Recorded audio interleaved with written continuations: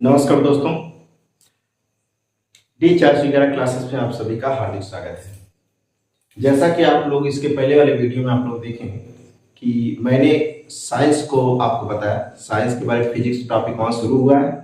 आपका इतिहास, भूगोल, संविधान और अधिवेशन, कला, सांस्कृतिक कितने चल रहे हैं, ठीक है। और पूरा कोर्स जल्द से जल्द समाप्त किया जाएगा और आप लोग अच्छे से नोट्स बनाइए। निःशुल्क क्लास है और यूपीएससी को ध्यान में रखते हुए UPSC, BPSC, lower PCS, PCR, समीक्षा अधिकारी, एसएससी, रेलवे, जितने प्रतियोगी परीक्षाएं हैं हाई लेवल से लो लेवल तक, आपको इससे ज़्यादा पढ़ने की जरूरत नहीं है। पूरे क्वेश्चन तो यहाँ से मिल जाएंगे, याद रखिएगा।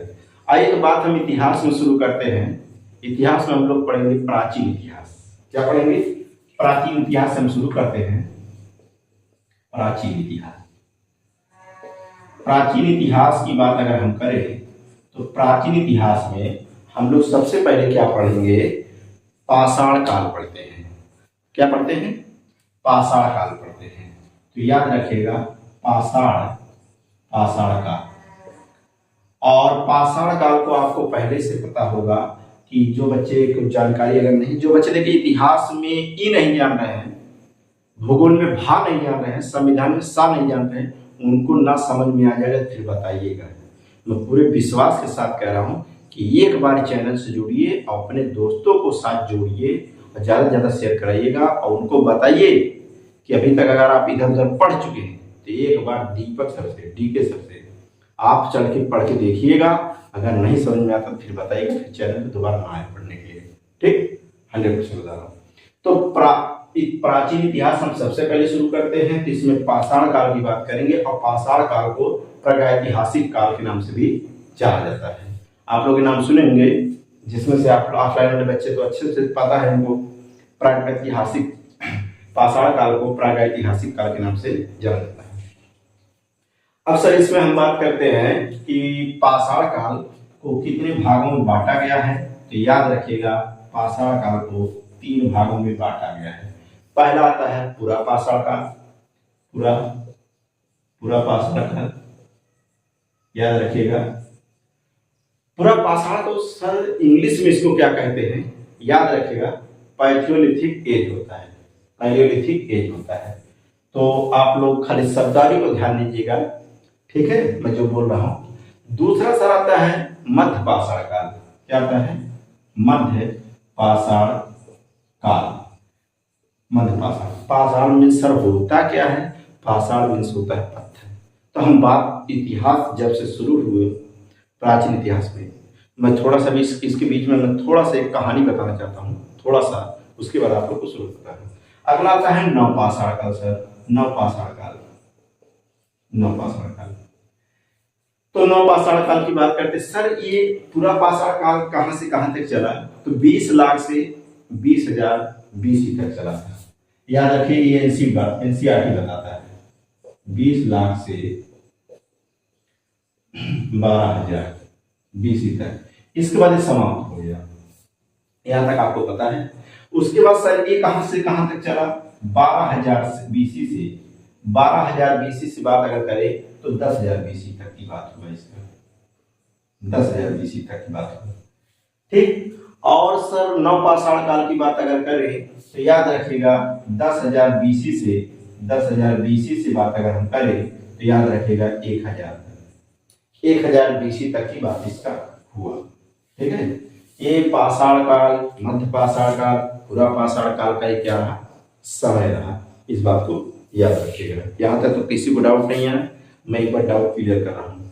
सर प्राचीन इतिहास में हम टॉपिक जो पढ़ रहे हैं, इसको मैंने बताया कि प्राचीन इतिहास में पाषाण काल हम पढ़ेंगे और पाषाण काल को एक और नामों से जाना गया, जैसे प्रागैतिहासिक काल के नाम से जाना गया। पाषाण काल को किस नाम से जाना गया? प्रागैतिहासिक काल के नाम से जाना गया। आपको बहुत मारेंगे, समझ लीजिएगा। आप लोग डिस्टर्ब क्या करते हो, लिखना बढ़िया से, ठीक है, याद रखिएगा पाषाण काल कहते हैं, ठीक। ये मार्कर से फिर कभी मारेंगे तो याद रखिएगा। पाषाण काल को सर कितने भागों में बांटा गया? तो पाषाण काल को 3 भागों में बांटा गया। पहला पूरा पाषाण काल, जिसको इंग्लिश में कहा जाता है पैलियोलिथिक एज, पैलियोलिथिक एज कहा जाता है। और याद रखिएगा मध्य पाषाण काल को मेसोलिथिक एज कहा जाता है। मेसोलिथिक एज कहा जाता है, और नियोलिथिक एज कहा जाता है नवपाषाण काल को। पैथियो, मेजो और नियोलिथिक एज है, ये तीनों इंग्लिश में इसको कहा जाता है। तो पूरा पाषाण काल कहां से कहां तक चला, एनसीईआरटी बेस में मैं बता रहा हूं कि 20 लाख से 12,000 बीसी तक ही चला। इसके बाद ये पूरा पाषाण काल समाप्त हो गया।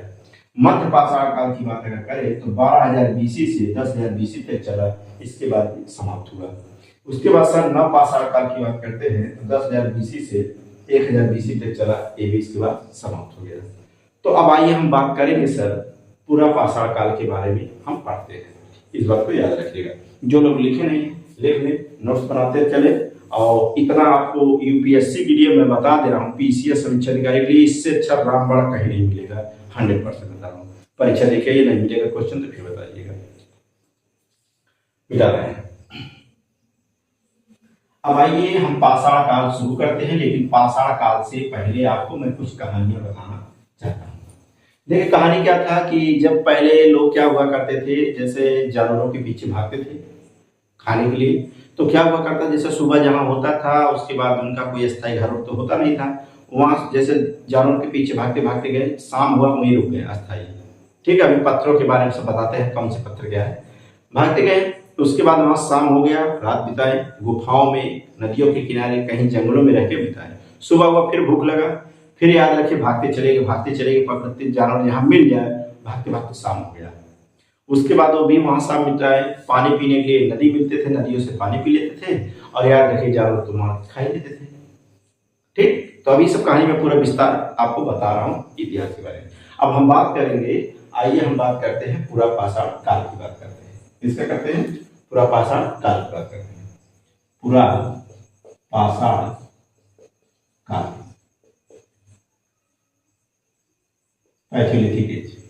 अब सर पूरा पाषाण काल जो है, अभी मैंने बताया कि पूरा पाषाण काल कहां से कहां तक चला था, 20 लाख से 12,000 बीसी तक चला था पूरा पाषाण काल, इतना तो आपको पता हो गया। अब सर इसमें कहा जाता है कि पूरा पाषाण काल में साक्ष्य कहां कहां से मिले, पूरा पाषाण के साक्ष्य कहां कहां से मिले, तो साक्ष्य के बारे में हम पढ़ते हैं। साक्ष्य कहां कहां से मिले, दूसरा है कौन कौन से साक्ष्य मिले, कौन कौन से साक्ष्य मिले, याद रखिएगा कौन कौन से साक्ष्य मिले। तीसरा पॉइंट आता है मानव की जीवन पद्धति क्या रही,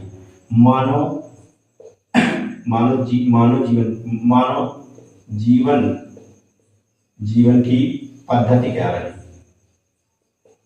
सर मानव जीवन की पद्धति के मतलब उस समय पाषाण काल में मानव कैसे जीता था, उनकी स्थितियां क्या थी, तो इस बात को याद रखिएगा। आइए हम बात करते हैं पूरा पाषाण के मेन टॉपिक पर, साक्ष्य कहां से मिला, कहां कहां से साक्ष्य मिला, साक्ष्य कहां का थे, मानव की जीवन पद्धति क्या थी। तो आइए हम बात करते हैं, थोड़ा इसके बारे में आपको मैं बता दूं कि पाषाण काल की बात अगर हम कर रहे हैं तो इसमें आप लोग समझ लीजिएगा। पहला काम आता है कि पाषाण काल के खोजकर्ता कौन है, तो पूरा पाषाण काल के खोजकर्ता किसको कहा जाता है, तो याद रखिएगा पूरा पाषाण काल की जो खोजकर्ता है, खोजकर्ता जो है याद रखिएगा रॉबर्ट फुट ब्रूस है, तो याद रखिएगा अगर आपसे पूछा जाए कि पूरा पाषाण काल के खोजकर्ता कौन है, पूरा पाषाण काल के खोजकर्ता कौन है, रॉबर्ट फुट ब्रूस महोदय को कहा जाता है। और ये क्या थे सर, एक भूवैज्ञानिक थे, भूगर्भ वैज्ञानिक थे। ये कौन थे, भूगर्भ वैज्ञानिक थे, भूगर्भ वैज्ञानिक थे। तो अगर पूछा जाए कि याद रखेगा भूगर्भ, रॉबर्ट फुट ब्रूस कौन थे, एक भूगर्भ वैज्ञानिक थे। इस बात को आपको दिमाग में बैठा लीजिएगा, ठीक है। समझा बेटा रूपाली, किसी को कोई डाउट, नो डाउट, ठीक। तो आइए हम बात आगे करते हैं। बताया जाता है पूरा पाषाण काल को बताने वाले जो बताए थे सन क्या रहा, तो 1800 बताया जाता है कि 1863 ईस्वी में, 1863 ईस्वी में बताया गया था पूरा पाषाण काल को। किसमें 1863 में पूरा पाषाण काल को बताया गया था। किसमें 1863 में। मैं 2 बार इसलिए बोल दे रहा हूं कि आपको कहीं कंफ्यूजन ना रह जाए। तो अब याद रखिएगा पूरा पाषाण काल की बात अगर हम कर ही रहे हैं तो एक यहाँ पहला साक्ष्य मिला था, एक साक्ष्य मिला था जिसे हम क्या कहते हैं, कुल्हाड़ी का साक्ष्य। सबसे पहले किसका साक्ष्य मिला, कुल्हाड़ी का साक्ष्य मिला। इस बात को याद रखिएगा, कुल्हाड़ी याद रखिएगा, कुल्हाड़ी का साक्ष्य मिला, कुल्हाड़ी का साक्ष्य मिला।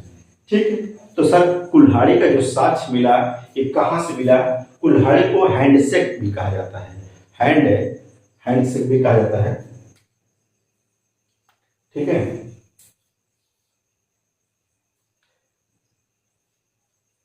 याद रखिएगा कुल्हाड़ी।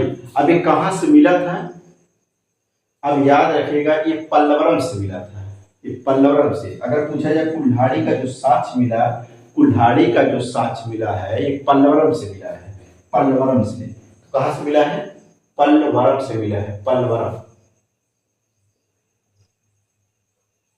पल्लवरम से मिला है। अब सर पल्लवरम कहाँ है, तो पल्लवरम याद रखिएगा आप लोगों को मैं बता दे रहा हूं, पल्लवरम में पड़ता है मद्रास में। कहां पड़ता है, मद्रास में। कहां पड़ता है, मद्रास में पड़ता है, इस बात को याद रखिएगा। अब मद्रास में पड़ता है। अब मद्रास को और किस नाम से जानते हैं, मद्रास को चेन्नई के नाम से जानते हैं, चेन्नई के नाम से जानते हैं, आप लोग जान लीजिएगा। अब बात हम करते हैं, एक बार मैं आपको रिवीजन करा दे रहा हूं कि पूरा पाषाण काल के खोजकर्ता अगर पूछा जाए तो रॉबर्ट फ्रूट बूथ महोदय हैं। याद रखिएगा इनका जो, इनको क्या कहा गया, ये भूवैज्ञानिक थे, भूगर्भ वैज्ञानिक थे। और कब इनको खोजे थे तो 1663 ईस्वी में बताया। ठीक है, और सबसे पहला जो साक्ष्य मिला था पूरा पाषाण काल में, सबसे पहले जो साक्ष्य मिला था कुल्हाड़ी का साक्ष्य मिला था। और कुल्हाड़ी का साक्ष्य जो मिला था वो कहाँ से मिला था, पल्लवरम से मिला था। पल्लवरम सर कहाँ पड़ता है, मद्रास में पड़ता है। और मद्रास को किस नाम से जानते हैं, चेन्नई के नाम से जानते हैं। किसके नाम से जानते हैं, चेन्नई के नाम से जानते हैं। यहाँ तक तो क्लियर हुआ, आगे चलते हैं। ठीक है, नोट्स बनाते चलिएगा, नंबर 1 का नोट्स आपको बनवा दे रहा हूं। ठीक है, आइए हम बात आगे करते हैं। अब यहाँ कहा जाता है मित्रों, यहाँ की बात अगर हम करें तो याद रखिएगा, अब कुछ पॉइंट यहाँ नोट करिएगा, कहाँ कहाँ से कौन से साक्ष्य मिले हैं। तो आपको पता है पूरा पाषाण काल की बात चलेगा पूरा। देखिए आपको मैं बता रहा हूं कि पहले, आज भी समय में या पहले समय में कुछ जो गांव हैं नदियों के किनारे ही बसते हैं। तो याद रखिएगा, मैं आपको बता दे रहा हूं, एक पड़ता है, ठीक है। देखिए आप लोग थोड़ा शांत रहा करिए, डिस्टर्ब मत करिए, पहले बता दे रहा हूं। आप लोग डिस्टर्ब करोगे तो मैं भी डिस्टर्ब हो जाऊंगा। देखिए यहाँ एक पड़ता है जम्मू कश्मीर। अगर मैं बात करूं जम्मू कश्मीर की, तो जम्मू कश्मीर में,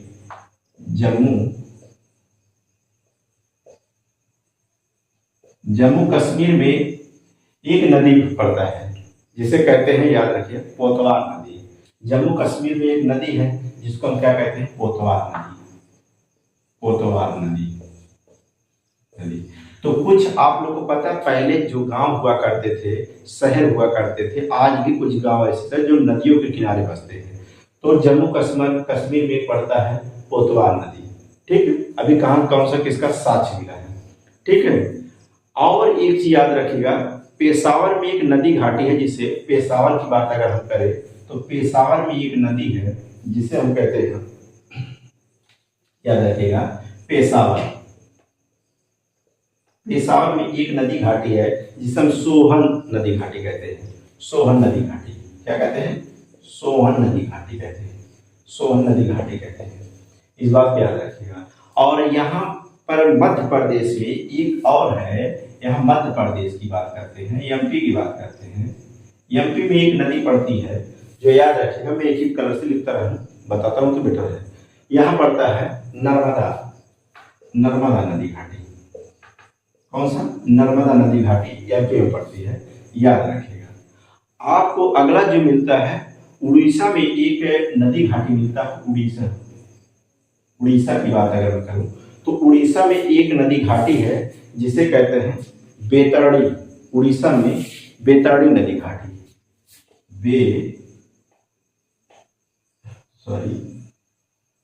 बैतरणी बैतरणी नदी घाटी उड़ीसा में पड़ती है। ठीक है, अब यहां से क्या क्या साक्ष्य मिले हैं। मद्रास की बात अगर करूं तो मद्रास की बात अगर हम करते हैं तो मद्रास में याद रखिएगा पल्लवरम नदी घाटी। ठीक है, पल्लवरम नदी घाटी। ठीक है, पल्लवरम नदी घाटी। और याद रखिएगा गुजरात में एक नदी आपको मिलेगा, गुजरात में। तो गुजरात की बात अगर हम करें, गुजरात में एक नदी आपको मिलेगा गुजरात में, जिसे हम क्या कहते हैं, ठीक है, साबरमती नदी घाटी या ताप्ती नदी घाटी, ताप्ती नदी घाटी। अच्छा, एक और बता दें, एक राप्ती नदी है और एक ताप्ती नदी है। तो यहां मैं ताप्ती की बात कर रहा हूं, इस बात को याद रखिएगा। और राजस्थान में एक नदी है, राजस्थान की बात अगर करते हैं तो राजस्थान में आपको याद रखिएगा, राजस्थान की अगर बात मैं करूं तो कोठारी नदी मिलता है, कोठारी नदी घाटी याद रखिएगा। तो कोठारी नदी घाटी इतने हैं। अब ये नदियों के किनारे लोग बसते थे, नदियों के किनारे लोग बसते थे। जैसे याद रखिए जम्मू कश्मीर जो है पोतवा नदी घाटी है, तो जो पोतवा नदी के किनारे जो गांव बसते थे, याद रखिए वहां से क्या साक्ष्य मिला होगा। पेशावर जो है सोहन नदी घाटी था वहां, याद रखिएगा। एमपी में नर्मदा नदी घाटी रहा होगा, उड़ीसा बैतरणी नदी है, और मद्रास में पल्लवरम नदी घाटी है, और गुजरात में ताप्ती नदी घाटी है, और राजस्थान में कोठारी नदी घाटी है। तो ये सब नदियों के किनारे लोग बसते थे। अब सर नदियों के किनारे जो बसते थे, तो यहाँ से एक इसमें पॉइंट बताया गया कि पंडित जवाहरलाल नेहरू ने नदियों को सभ्यता का पालना बताया था। पंडित जवाहरलाल नेहरू ने एक शब्द बताया कि नदियों को याद रखिएगा, पंडित जवाहरलाल नेहरू ने बताया कि नदियों को सभ्यता का पालना कहा है। सर सभ्यता बार बार कहें क्या है? सभ्यता का मतलब ये होता है जैसे कोई गांव हो, वहां का रहन सहन ठीक ठाक, जैसे हड़प्पा सभ्यता, अभी हम आएंगे, ठीक है, वहां मैं बताऊंगा आपको विस्तार में हड़प्पा सभ्यता खोज किसने किया था, कैसे क्या हुआ था। तो एक सभ्यता है, ठीक है, एक सभ्यता याद रखिएगा। तो उसी प्रकार जब कोई एरिया है, वहां के लोग हैं ठीक ठाक है, सड़क अच्छे हो, रहन सहन ठीक ठाक हो, तो एक सभ्यता हो जाएगा। सभ्यता में संस्कार, ठीक। तो यहाँ तक तो समझ में आ गया। तो याद रखिए यहाँ से क्वेश्चन का भी पूछा जा सकता है मिलान करने के लिए। तो जम्मू कश्मीर में पोतवार नदी है, पेशावर में सोहन नदी है, एमपी में नर्मदा नदी है, उड़ीसा में बैतरणी नदी है, मद्रास में पल्लवरम है, और गुजरात में राप्ती नदी है, राजस्थान में कोठारी नदी है। इस बात को याद रखिएगा। और भी नदियां हैं, लेकिन किस नदी के किनारे कौन बसा हुआ है, बात वहां हम कर रहे हैं। अब इससे साक्ष्य क्या मिले हैं, आइए हम बात करते हैं साक्ष्य की।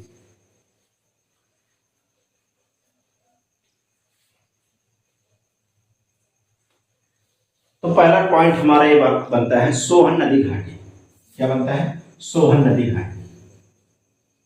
सोहन नदी घाटी। तो सोहन नदी घाटी से जो साक्ष्य क्या मिलता है, सोहन नदी घाटी जो है पाकिस्तान के पंजाब में पड़ती है। सोहन नदी घाटी कहाँ है? पाकिस्तान के पंजाब में पड़ती है। सोहन नदी घाटी पाकिस्तान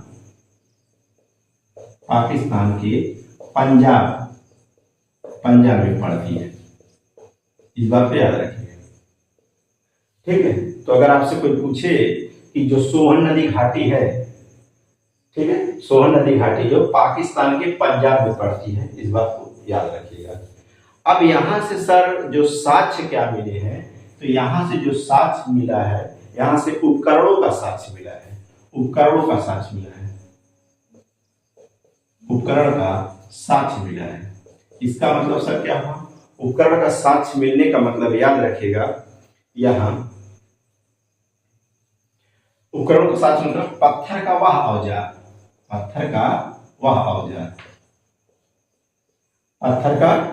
औजार, ठीक है। अब पत्थर का वह औजार, अब पत्थर का सारा औजार क्या हुआ करता था? उपकरण का मतलब याद रखिए, यहाँ उपकरणों का जो साक्ष्य मिला तो इस समय पाषाण काल की ही बात चल रही है। तो पाषाण का मतलब जितने हथियार बनाए गए होंगे जानवरों को मारने के लिए, वो किससे बनाए गए? पत्थरों का ही बनाए गए थे। तो कुछ पत्थर नुकीलेदार बनाए जाते थे, तो कुछ पत्थर याद रखिएगा ऐसे हुआ करते थे, जिधर से एक तरफ उसमें धारी हुआ करता था, और कुछ पत्थर ऐसे हुआ करते थे जिसमें से दोनों तरफ धारी हुआ करता था। ठीक है, याद रखें।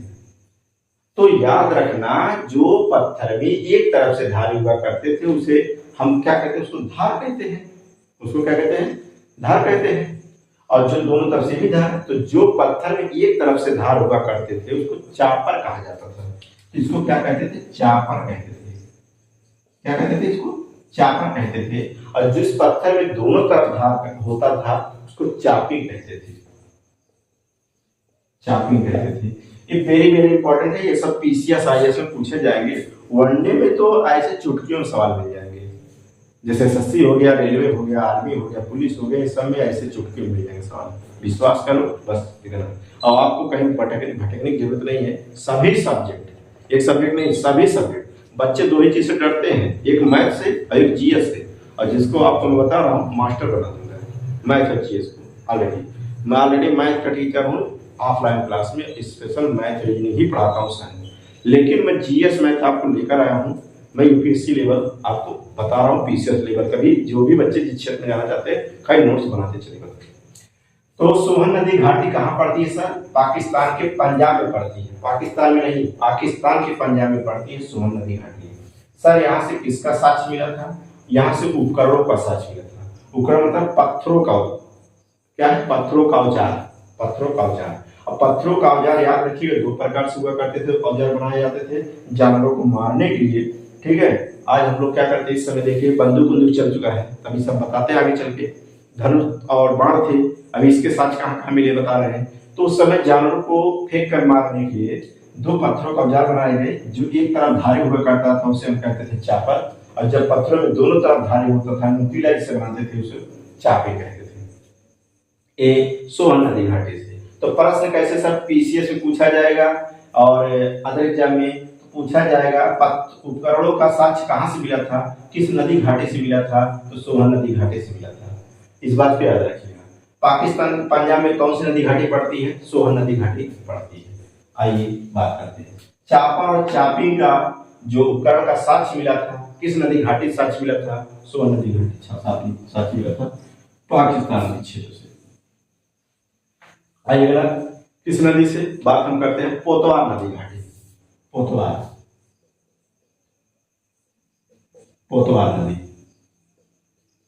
नदी घाटी। तो पोतवार नदी घाटी से देखिए, याद रखिएगा पोतवार नदी घाटी। सर सबसे पहले पोतवार नदी घाटी कहाँ पड़ती है? तो आपको मैं बता दे रहा हूँ, जम्मू कश्मीर में पड़ती है। जम्मू कश्मीर। तो पोतवार नदी घाटी कहाँ पड़ती है? जम्मू कश्मीर में पड़ती है। इस बात को याद रखिएगा। पोतवार नदी घाटी कहाँ पड़ती है? जम्मू कश्मीर में पड़ती है। अब यहां से सर, यहां से किसका साक्ष्य मिला था? याद रखिएगा, यहां से कोई साक्ष्य स्पष्ट रूप से नहीं मिला था। यहां से कोई साक्ष्य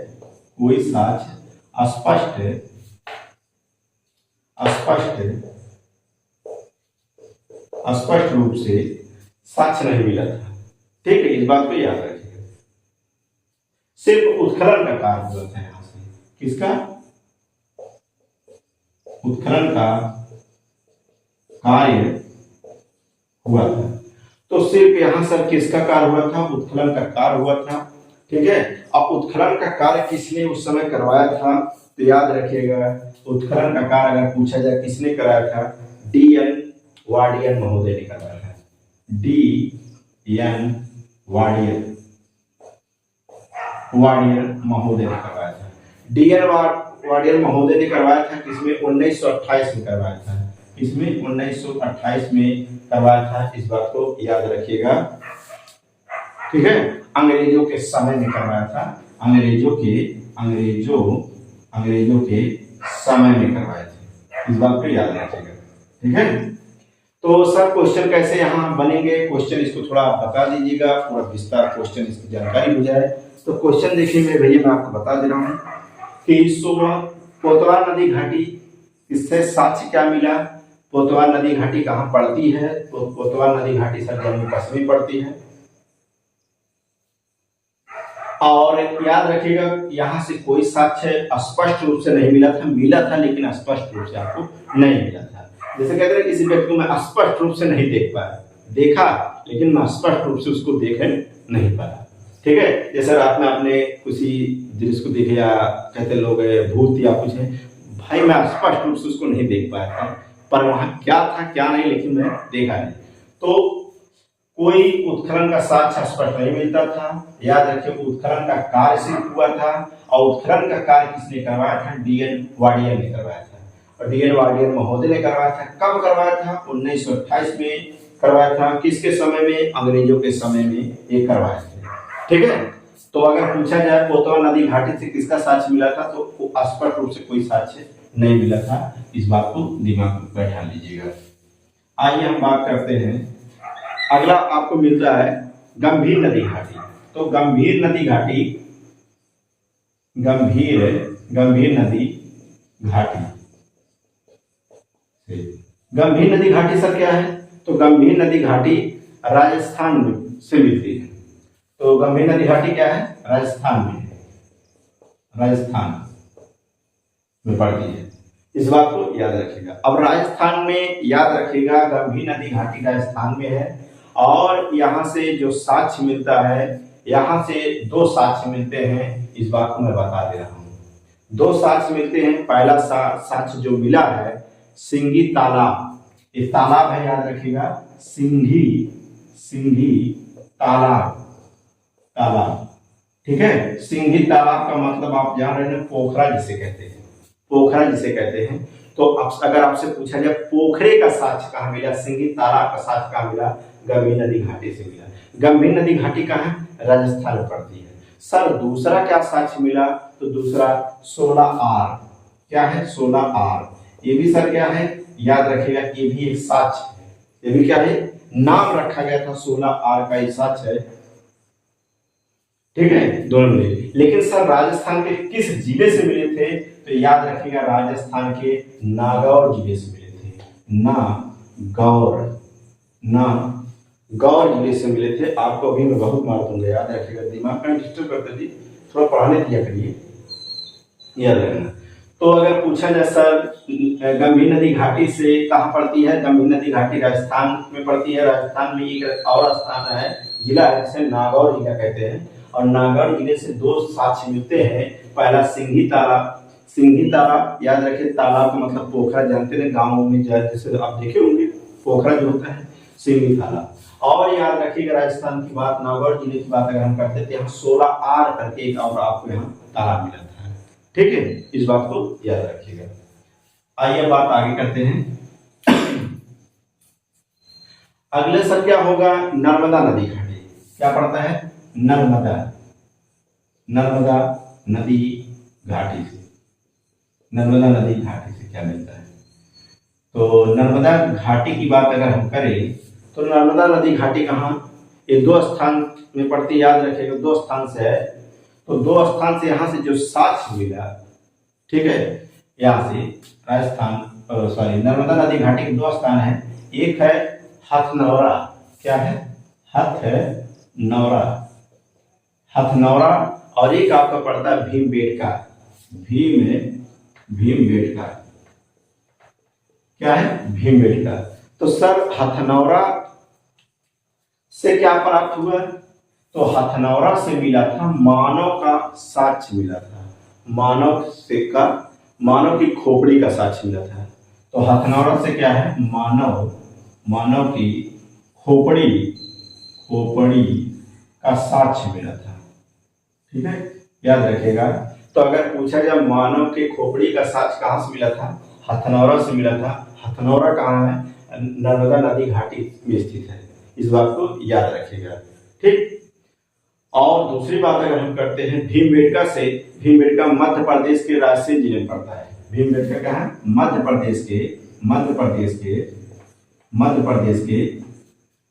के रायसेन जिले में पड़ता है, रायसेन जिले में पड़ता है,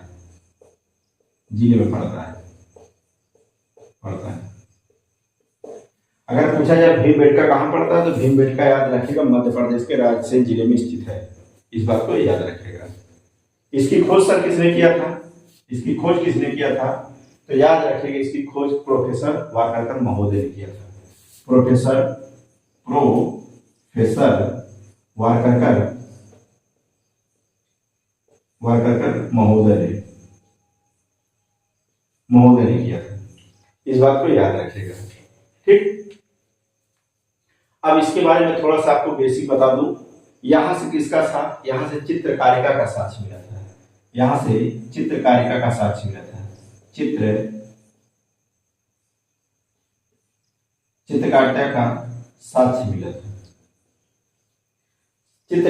साक्ष्य मिला था। इसका मतलब क्या हुआ? यहाँ टोटल 243 प्रकार के चित्र प्राप्त मिले थे। 243 प्रकार के चित्र हमको प्राप्त हुए थे। कहाँ से? भीमबेटका से, इस बात को याद रखिएगा। और याद रखिएगा यहाँ से जो रंग का प्रयोग हुआ था, रंग का लाल रंग और हरे रंग का प्रयोग हुआ था। लेकिन ये रंग क्या देखिए, ये प्राकृतिक विधि से रंग नहीं थे, सब रंग क्या थे? प्राकृतिक विधि द्वारा थे, प्राकृतिक रंग थे, याद रखिएगा। ये रासायनिक रंग भी नहीं थे, इस बात को याद रखिएगा। ठीक, याद रखिएगा। देखिएगा, तो नर्मदा नदी घाटी के 2 स्थान हैं, एक हथनौरा है और एक भीमबेटका है। हथनौरा से किसका साक्ष्य मिला? तो मानव की खोपड़ी का साक्ष्य मिला, इस बात को आपको पता है। भीमबेटका की बात अगर करते हैं तो भीमबेटका कहाँ से पड़ता है? मध्य प्रदेश के रायसेन जिले में पड़ता है। इसकी खोज किसने किया था? भीमबेटका की खोज किसने किया था? प्रोफेसर वाकरकर महोदय ने किया था। यहाँ से चित्रकारिता का साक्ष्य मिला था। किसका साक्ष्य मिला था? चित्रकारिता का साक्ष्य मिला था। और यहाँ से कुल कितने प्रकार के चित्र पाए गए थे? तो 243 प्रकार के चित्र प्राप्त हुए थे। तो चित्र को जो रंगों का प्रयोग किया गया था वो लाल रंग और हरे रंग का पूछा गया परीक्षा में। याद रखेगा कि चित्रकारिता में जो 243 प्रकार के चित्र पाए गए थे उसमें कौन कौन से रंग शामिल थे? तो हरे रंग और लाल रंग। वो लाल हरे रंग कृत्रिम थे कि प्राकृतिक थे? प्राकृतिक थे। कृत्रिम माने जो मानव द्वारा बनाया जाता है, कृत्रिम माने जो ईश्वर के द्वारा बनाया जाता है, तो कृत्रिम। और ये कैसे थे? रासायनिक थे कि रासायनिक नहीं थे? ये रासायनिक नहीं थे, इस बात को याद रखिएगा। ठीक, यहां तक तो आपको कंप्लीट हो गया। अब दूसरा पॉइंट हम यहां बात करते हैं। यहां देखिए, मानव के आवास का भी साक्ष्य मिलता है। यहां से एक बार यहां पॉइंट नोट कर लीजिएगा, मानव के आवास के साक्ष्य मिलते हैं, इस बात को याद रखिएगा। तो मानव के आवास के साक्ष्य कहां से मिलते हैं? भीमबेटका से मिलते हैं, इस बात को याद रखिएगा। ठीक, अब आइए आगे चलते हैं। आपको यहाँ तक तो कंप्लीट हो गए, समझ में आया भी? ठीक, अभी टाइम देखिए आगे। अब बात हम करते हैं बेलन नदी घाटी। जो बेलन नदी घाटी की बात करते हैं हम, बेलन नदी घाटी।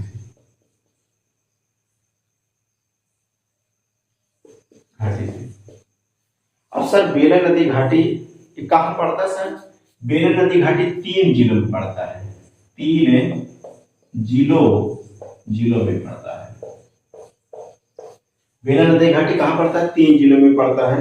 सर पहला याद रखिएगा, पहला आपको जो मिलेगा मिर्जापुर। क्या मिलेगा? मिर्जापुर।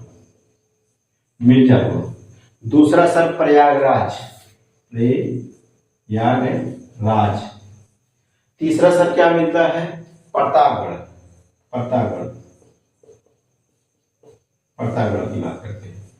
तो बेलन नदी घाटी के साक्ष्य कहां से क्या मिले थे? पहला काम, बेलन नदी घाटी कहां पड़ता है? 3 जिलों में पड़ता है। पहला मिर्जापुर, दूसरा प्रतापगढ़ और तीसरा का क्रम याद रखिएगा, क्रम को ज्यादा ध्यान दीजिए। पहला मिर्जापुर, दूसरा प्रयागराज, तीसरा प्रतापगढ़। यहाँ से सर किसका साक्ष्य मिला? यहाँ से याद रखिएगा, लोहदा नाला का साक्ष्य मिला, प्रयागराज से लोहदा नाला का साक्ष्य मिला। लोहदा द नाला, नाला का साक्ष्य मिला। ये नाला है ना, ये एरिया का नाम है, याद है, लोहदा नाला का साक्ष्य मिला। ठीक है, इस बात पे याद रखिएगा। तो प्रश्न सर कैसे पूछा जाएगा, शांत रहिए, क्यों डिस्टर्ब करते हो, गाना सुनाएंगे, गाना सुनाएंगे,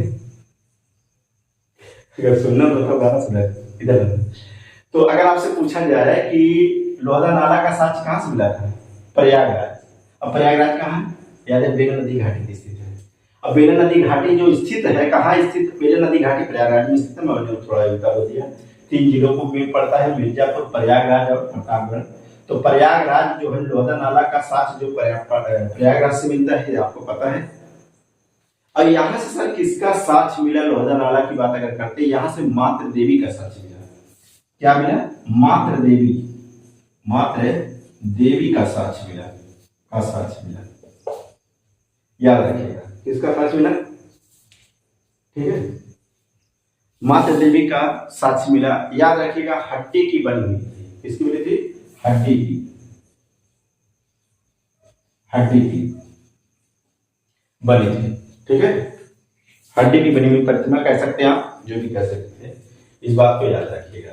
तो बेलन नदी घाटी की बात हम करते हैं तो 3 जिलों में पड़ता है, पहला मिर्जापुर, दूसरा प्रयागराज, तीसरा प्रतापगढ़। और प्रयागराज में याद रखिए लोहदा नाला है मिलता है, यहाँ से क्या साक्ष्य मिलता है, मात्र देवी का साक्ष्य मिलता है, हड्डी की बनी हुई प्रतिमा थी, ठीक है, मूर्ति थी, इस बात को याद रखिएगा। तो जहां तक मैंने बताया आपको पाषाण काल की बात करते हैं, तो आइए हम आगे इसमें और बात करते हैं, थोड़ा मानव की जीवन पद्धति क्या रही, ठीक है, मानव की जीवन पद्धति क्या रहा, थोड़ा आइए आप देख लीजिएगा।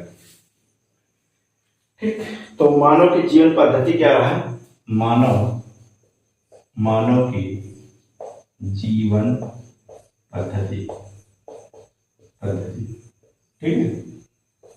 जितने बच्चे हमारे जो इस समय इंटर क्लास आपकी बात जो करेंगे, बीए कर रहे हैं, यूपीएससी पीसीएस समीक्षा अधिकारी में मैथ नहीं आता है, याद रखिएगा 2-3 क्वेश्चन आते हैं, नाम भर के रहते हैं, ठीक है। और जिस क्षेत्र में जाना चाहते हैं, सिलेबस इससे ज़्यादा आपको मैं बता दे रहा हूँ, विश्वास करिए, जीएस इससे ज़्यादा कभी आएगा नहीं, जितनी गहराई से मैं पढ़ा दे रहा हूँ, ठीक है। तो याद रखिएगा, मानव की जीवन पद्धति क्या रही, सर किसमें, पाषाण काल की बात मैं कर रहा हूँ अभी, ठीक है।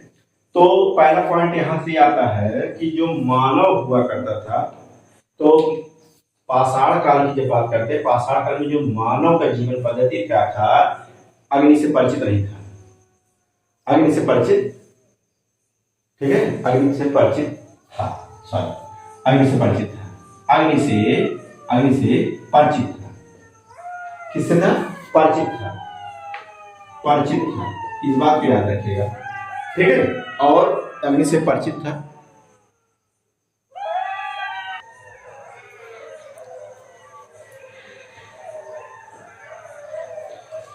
तो देखिए, मानव की जीवन जो पद्धति थे, अग्नि से परिचित थे, मानव उस समय क्या किया, अग्नि से परिचित थे। लेकिन सर क्या ये जलाना जानते थे, जलाना नहीं जानते थे, याद रखिएगा, मानव अग्नि से परिचित थे लेकिन जलाना, अग्नि का प्रयोग करना नहीं जानते थे। तो अग्नि का प्रयोग नहीं कर पाते थे, कैसे किया जाएगा इसका प्रयोग उनको नहीं पता था। मानव की जीवन पद्धति में अग्नि से परिचित थे कि ये आग, एक चीज आग है, लेकिन उनको ये नहीं पता था कि आग कैसे जलाया जाएगा, कैसे प्रयोग इसका किया जाएगा। इसीलिए कहा जाता है कि जो पूरा पाषाण काल में है, मानव अग्नि से परिचित था लेकिन प्रयोग करना नहीं जानता था, इस बात को याद रखिएगा। और इस समय के जो मानव कहाँ रहते थे, तो आपको पहले बताया कि नदियों के किनारे वास करते थे, नदियों के किनारे रहते थे या वास करते थे, इस बात पे याद रखें, ठीक है। नदी घाटियों में रहना पसंद करते थे, मजबूरी था उस समय, कुछ था ही नहीं तो करते क्या थे। और एक चीज याद रखिएगा, ये कौन से नामक हथियार का प्रयोग करते थे, तो ये चापर और चापिंग इंपॉर्टेंट लगा लीजिएगा, चापर और चापिंग नामक उपकरण का प्रयोग करते थे, हथियार का प्रयोग करते थे, जो पत्थरों का बना हुआ था, मैंने आपको बताया था इसके पहले, ठीक है। और सर इस समय का जो मानव हुआ करता था, याद रखिएगा, शिकारी हुआ करता था, शिकारी। शिकारी सर क्या अगर परीक्षा में शिकारी लिख के ना आए तो आखेटक लिख के आएगा। क्या आएगा? आखेटक।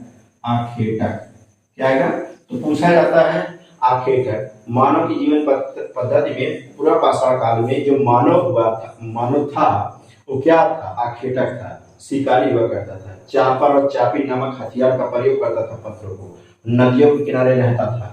अग्नि से प्रयोग नहीं था, अगर अग्नि का प्रयोग जल नहीं जानता था, लेकिन अग्नि से परिचित था वो। इस बात को याद रखिएगा।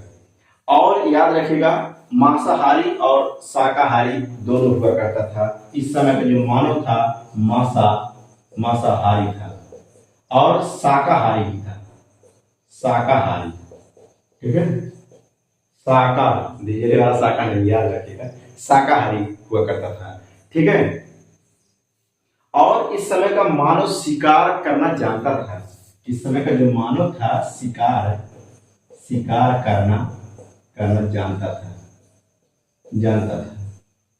इस बात को याद रखिएगा। तो इसके जो क्वेश्चन इतने बनते हैं सर, एक पॉइंट और इसमें बताइए कि इस समय का जो मानव हुआ करता था खाद्य संग्राहक था। वेरी वेरी इंपॉर्टेंट, खाद्य संग्राहक था।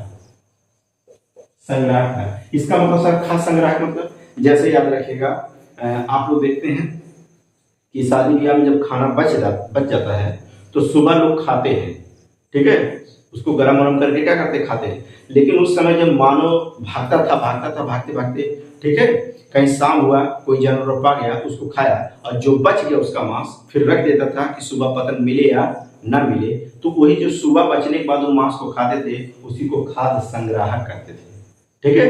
तो पूरा पाषाण काल की बात अगर मैं कर रहा हूँ, बता रहा हूँ आपको, तो उस समय का जो मानव हुआ करता था खाद्य संग्राहक था, शिकारी था, ठीक है, शिकार करना जानता था। उस समय का जो मानव था मांसाहारी शाकाहारी दोनों था, अग्नि से परिचित थे, अग्नि का प्रयोग करना नहीं जानते थे, नदियों के घाटियों के किनारे रहते थे, गुफाओं में रहते थे, ठीक है, चापर और चापी नामक हथियार का प्रयोग करते थे शिकार को, जानवरों को मारने के लिए। और उस समय का जो मानव हुआ करता था वो शिकारी था, और शिकारी को दूसरे नामों में जानते हैं, क्या है? आखेटक, ठीक है। तो सर एक पॉइंट इसमें और आता है, इसमें कुछ पत्थरों का प्रयोग किया गया है। इसमें कुछ पत्थरों का प्रयोग किया गया है, पत्थर। तो इसमें कौन कौन से पत्थर का प्रयोग किया गया है, इस बात को याद रखिएगा। चार्ट नामक पत्थर का प्रयोग किया गया था, चार्ट नामक पत्थर का प्रयोग किया गया था। इस सबसे जो हथियार बनाए जाते थे। फिल्ट नामक पत्थर का प्रयोग किया गया था, फिल्ट नामक पत्थर का प्रयोग किया गया था। फिल्ट नामक पत्थर के बाद जैसा कि आप देखिए देवांश देखे बना रहे हैं नोट्स, प्रिंस बना रहे हैं, विकास बना रहे हैं, और जितने हमारे बच्चे वीडियो देख रहे हैं वो भी अच्छे से नोट्स बना रहे हैं, तो आप लोग भी बनाइएगा ना। और एक जट्स नामक पत्थर का प्रयोग लोग करते थे। ये सब पत्थर हुआ करते थे उस समय के, याद रखिएगा। ये था मानव की जीवन पद्धति। तो मानव की जीवन पद्धति में मैं एक बार और बता दे रहा हूँ, पूरा पाषाण काल की बात करते हैं। तो इस समय का जो मानव हुआ करता था अग्नि से परिचित था, लेकिन प्रयोग करना नहीं जानता था, नदियों गुफाओं में रहता था, चापर और चापी नामक हथियार का प्रयोग करता था पत्थरों को बनाकर, और शिकारी हुआ करता था जिसे आखेटक कहते हैं, और मांसा शाकाहारी दोनों हुआ करता था। फल और पाए जाते खा लेते थे, और मांस मिल जाता था तो भी जानवर खा लेते थे। शिकार करना जानता था, याद रखिएगा, ऐसा नहीं कि नहीं जानता था, शिकार करना जानता था। और खाद्य संग्राहक हुआ करता था, ठीक है, जो खाना बच जाता था, जो मांस बच जाता था, सुबह उसको खाते थे। और इसमें पूरा पाषाण काल की बात अगर हम करें तो याद रखिएगा, उसमें जो है पत्थर के नाम जो आए हैं, चर्ट नामक पत्थर, फिट नामक पत्थर और जैसठ नामक पत्थर का प्रयोग हुआ था। ये सब पत्थरों के हथियार बनाए जाते थे, ठीक है।